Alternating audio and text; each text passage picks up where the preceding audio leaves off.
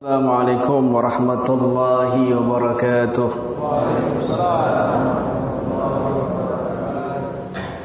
Alhamdulillahilladzi hadana lihada wa ma kunna linahtadiya laula an hadana Allah. Wassalatu wassalamu ala sayyidina Rasulillah Muhammad ibni Abdullah wa ala alihi wa sahbihi wa man walah. ولا حول ولا قوة إلا بالله رب اشرح لي صدري ويسر لي أمري واحلل عقدة من لساني يفقهوا قولي ربنا أفرج علينا صبرا وتوفنا مسلمين أما بعد حضرة الكرماء الأجلاء الفضلاء وبالخصوص Al-Ustadz Herman dan para asatidz serta takmir Masjid Darul Falah dan jamaah rotib, bapak-bapak, ibu-ibu sekalian yang dirahmati Allah Subhanahu wa taala. Alhamdulillah kita dikumpulkan di rumah Allah, dikumpulkan di majelis yang penuh berkah ini. Sahib rotib Al-Habib Abdullah bin Alwi bin Muhammad Al-Haddad pernah mengatakan di dalam salah satu kitabnya, anna unwan as-sa'adah ayyufiqallahu lil abdi ayyufiqallahu al-abda lil amali salih wa yuyassirullah. Di antara tanda keberuntungan seseorang, gambaran orang itu beruntung, bahagia kelak di hari kiamat, tandanya itu dia diberi taufik untuk beramal soleh, untuk berbuat ketaatan, wa yuyassirullah, dan juga dia dimudahkan untuk berbuat taat, dimudahkan untuk berbuat baik. Masya Allah, apalagi di zaman sekarang berat sekali orang untuk beramal soleh secara istiqamah, untuk berbuat taat secara istiqamah. Kenapa? Karena kita hidup di akhir zaman yang begitu besar ujian dan cobaannya.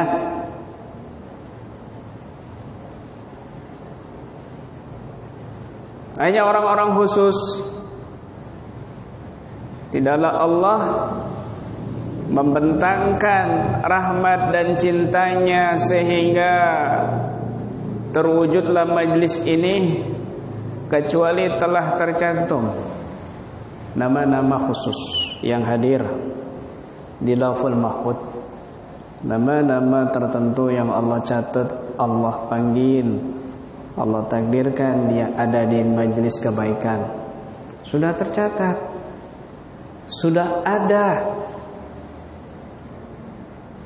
Makanya mudah dia datang meskipun ujian dan cobaan berat, tapi Allah takdirkan dia hadir di rumahnya Allah, di majlis kebaikan. Apalagi majlis Ratibul Haddad yang bersambung sampai Sahibur Ratib dan juga sampai kepada Rasulullah sallallahu alaihi wasallam. Kenapa? Karena beliau ini turunannya. Dan sebaliknya, anna unwan as-saqawah ayyabati Allahul abda bil amali su' wa yuyassirullah wa yabtali bih.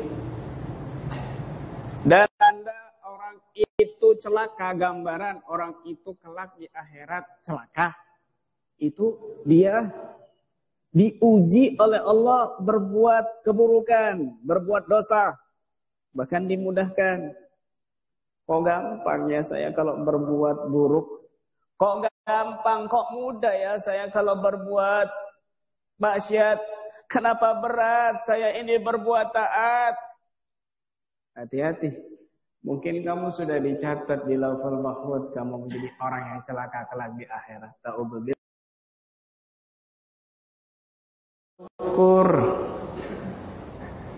Kita ditakdir hadir di sini nggak banyak. Kenapa? Ini majelis kebaikan. menuju ke surga itu berat daripada menuju ke neraka. Ya. Innal jannah hufatil bil makari wan nar wa hufatin nar bi syahwat. Hufatil jannah bil makari wa hufatin nar bi syahwat. Surga itu dikelilingi dengan perkara-perkara yang berat dilakukan. Apalagi istiqomah. Bu, istiqomah ini, Pak. Bu, itu melebihi 1000 karamah. Satu karamah sudah sakti luar biasa panjenengan. Ini 1000 karamah. Dan itu bisa dikalahkan dengan amalan yang diistiqomahkan. Berat. Apalagi rotibul haddad. Saya berpesan kepada panjenengan semua, kepada antum semua, istiqomahkan rotibul haddad ini. Apalagi sekarang di akhir zaman. Istiqomahkan, penting sekali. Sangat penting sekali. Kenapa? Karena rotibul haddad ini sejarahnya, ya, ini rotibul haddad disebut oleh pengarangnya yaitu Al-Habib Abdullah bin Alwi bin Muhammad Al-Haddad. Beliau ulama yang terkenal, masyhur. Kitab-kitabnya itu, Bu, ya, dibaca di seluruh Nusantara. Di kalangan habaib, bahkan di seluruh kalangan kiai, ulama-ulama itu kitabnya di pesantren-pesantren dibaca, padahal beliau buta. Tapi karangan kitabnya banyak tertulis. Sejarahnya rotibul haddad ini waktu itu murid beliau yang bernama Amir itu minta kepada Habibul Haddad. Padahal waktu itu di tahun 1071 Hijriah. Pada saat itu umur beliau 16 tahun. 16 tahun karena beliau lahir itu 1055 Hijriah, wafat 1132 Hijriah. Ya guru, wahai guru, tolong buatkan rotib wirid yang untuk kami baca sehari-hari. Karena mengerikan sekarang ini. Banyak aliran-aliran yang menyesatkan, yang ingin merusak akidah kami. Bahkan keburukan-keburukan terjadi di negeri ini. Wahai guru. Akhirnya oleh Al-Habibullah Haddad ditulis rotib di malam 27 Ramadan 1071 Hijriah. Terinspirasi di malam Lailatul Qadar. Akhirnya dibaca di kampung Sibam waktu itu. Di kampungnya Amir dari Bani Sa'ad. Setelah itu tersebar ijazah ini ke seluruh Tarim Hadramut. Ke seluruh Hadramut di Tarim, Yaman. Tersebar dan akhirnya daerah itu terselamatkan daripada ajaran-ajaran yang menyesatkan, bahkan dari mara bahaya dan musibah saat itu penyakit menyebar luas. Allah selamatkan. Dahsyat luar biasa ini. Dahsyat luar biasa ini. Al-Habib Alwi bin Syahab pernah mengatakan, man wadafa qira'atir ratib, man wadafa ala qira'atir ratib, yani Al-Haddad, razaqallahu husnal khatimah. Barang siapa yang melazimkan, yang mengistiqomahkan pembacaan rotibul haddad ini, maka Allah akan berikan wafat dalam keadaan husnul khatimah. Masya Allah. Tidak ada yang sangat beruntung, yang sangat mulia, berharga di dunia ini ketika kita keluar dari dunia itu selain husnul khotimah. Ini yang diharap-harapkan oleh para wali-wali Allah, kekasih-kekasih Allah, orang-orang soleh. Enggak ada yang lain. Kalau wafat dalam keadaan husnul khotimah, aman, tenang. Tapi kalau wafat dalam keadaan husnul khotimah, mengerikan. Na'udzubillah min dzalik. Hati-hati. Sampai-sampai beliau itu, Al-Habib Alwi bin Syahab ini, kalau enggak baca rotibul haddad itu gelisah. Kalau tidak membaca rotibul haddad, beliau gelisah. Ada pengajian ini, beliau hadir, belum baca rotibul haddad gelisah. Sampai cepat-cepat pulang, Baca Rotibul Haddad baru tenang. Subhanallah. Luar biasa ini Rotibul Haddad ini. Apalagi Bu, Ibu, ibu-ibu sedikit sudah ngeropi, apalagi banyak ya. Tidak di mana-mana sudah. Ibu, tolong dengarkan ibu-ibu ya. Bekal. Rotibul Haddad itu Bu, apalagi di zaman sekarang yang penuh dengan fitnah dan malapetaka, musibah. Ibu kan melihat musibah, bencana, gempa bumi kan di TV. Seolah-olah di sini aman-aman saja, belum tentu. Dimanapun bumi pasti akan mengalami gempa bumi. Tinggal nunggu waktunya. Berjalan. Ngantri. Urut. Subhanallah, terbukti orang-orang yang istiqamah mengamalkan Rotibul Haddad, Allah amankan, bahkan rumah-rumahnya tidak roboh sama sekali. Yang lain samping kanan kirinya roboh. Di Palu, rumahnya seorang Habib tidak sedikit pun retak. Bahkan kemarin kejadian gempa bumi di Situbondo itu, ya, di Madura, di Jember, Pasuruan, Probolinggo, kan kena semua itu imbasnya. Itu salah satu pesantren di Pasuruan, itu semuanya orang keluar semua, heboh, ketakutan. Heboh, pagi-pagi ini santri dan kiainya ini kaget. Loh, emangnya tadi malam ada apa? Loh, emang nggak tahu di sini ada gempa, berasa luar biasa. Santri segitu banyaknya nggak ada yang merasa, nyaman, tenang tidurnya. Kenapa? Allah nggak mau goyangkan. Rotibul Haddad ini luar biasa, bukan wirid sembarangan. Makanya baca rotib itu yang semangat. Ya alim sirri minna la tatiki sitra'anna wa afina wa'fu anna wa kullana haisu kunna. Yang semangat dengan memahami maknanya. Jangan lemas. Ya alim sirri minna la tatiki sitra'anna wa afina wa'fu anna. Nanti panggilannya sedikit, ya Allah. Giliran dikir lemes jenengan Bu. Giliran nonton sinetron, ngotot. Giliran makan, semangat. Jangan. Rotib ini makanan ruh. Kalau jasad selesai di kuburan. Penyakit apapun selesai di kuburan, nggak dibawa ke padang mahsyar, nggak dibawa yaumul hisab. Tapi kalau ruh yang sakit, hati-hati. Dibawa. Kalau hati yang sakit, terus dibawa. Sampai di yaumul hisab, sampai di hari perhitungan, sampai dibersihkan di neraka Allah penyakitnya itu. Na'udzubillah min dzalik. Ruh butuh makan, zikir dan ilmu itu makanannya ruh, makanannya hati. 3 hari enggak dikasih makan itu ruh, hati mati.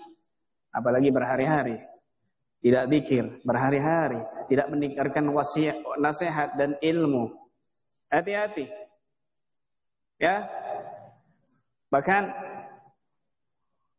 dikatakan man qara'a ar-ratib Al-Habib Ahmad bin Zain Al-Habsi, murid daripada Al-Habib Abdul Haddad, ini mengatakan man qara'a ar-ratib ala yakinin wa imanin hasalalahu ma hasal min haitsu la yahtasib.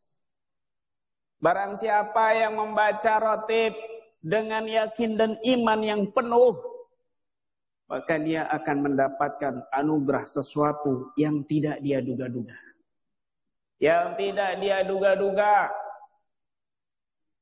Ini luar biasa ini. Al-Habib Ali bin Husain Al-Haddad, Surabaya, generasi atau keturunan Rotibul Haddad yang ke-7. Allah yarham, sudah meninggal. Beliau ini sering bermimpi sahib Rotib Al-Haddad, datuknya. Bahkan diijazahkan langsung lewat mimpi. Makanya banyak yang meminta ijazah langsung kepada beliau saat itu. Karena satu-satunya yang paling dekat ke Sahibul Ratib Al-Habib Ali bin Husain Al-Haddad, Surabaya. Beliau bercerita, Bu.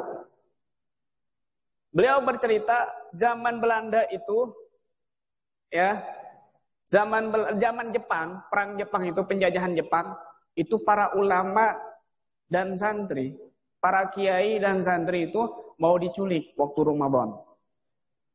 Tapi Presiden kita Soekarno itu berhasil merayu mereka dan rencananya akan tetap diculik setelah Ramadan.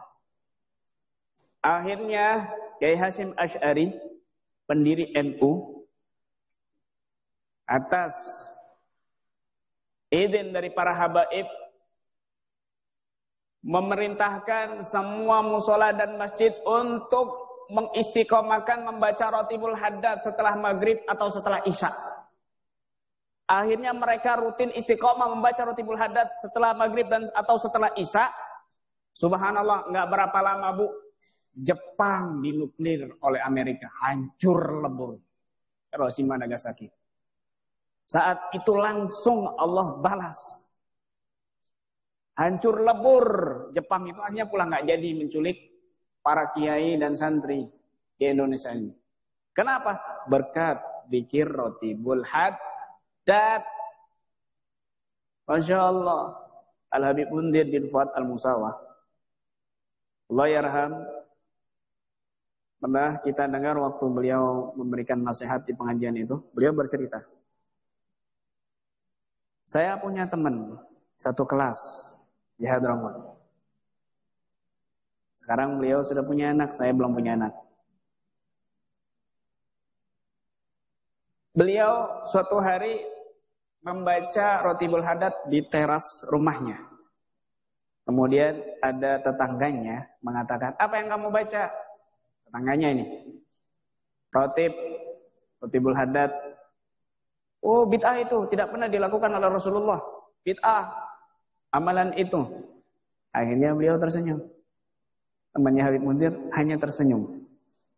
Subhanallah, tidak berapa lama tetangganya ini membawa anaknya untuk imunisasi. Maka disuntik anak tetangganya itu imunisasi. Tiba-tiba kejang-kejangan ayah. Loh, disuntik imunisasi kok kejang-kejang? Bilang sama dokternya, dok ini gimana nih kok kejang-kejang? Oh nggak apa-apa, ini reaksi, bentar lagi berhenti kejang-kejangnya. Subhanallah, setelah dibawa pulang, dibuka pakaian anaknya itu ternyata ada kalajengking. Jadi bukan karena disuntik kejang-kejangnya, karena disengat kalajengking. Dan tidak lama, 2 hari anaknya meninggal dunia. Bukan karena suntik imunisasi, tapi karena kena kalajengking.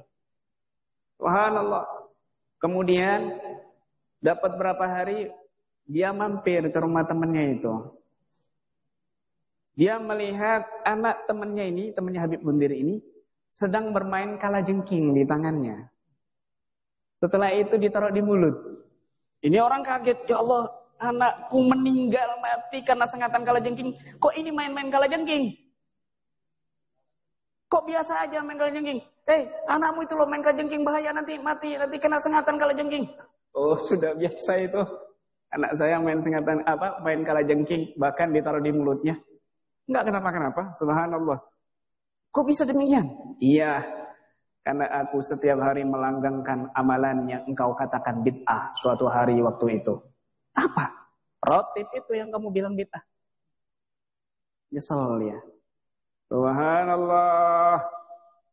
Dan ini pernah diceritakan juga dalam salah satu kitab fikih, Al-Faqih Ibnu Hajar Al-Haytami. Suatu hari beliau berpergian dengan para santri dan teman-temannya, para kiai-kiai ibaratnya waktu itu.